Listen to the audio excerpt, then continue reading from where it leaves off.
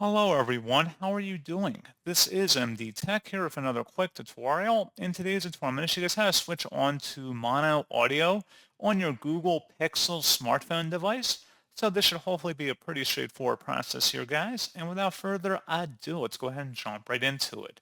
All you have to do is swipe up on your home screen and select the setting gear button.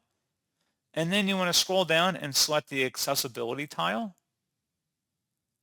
And then scroll down underneath audio, and you want to select audio adjustment,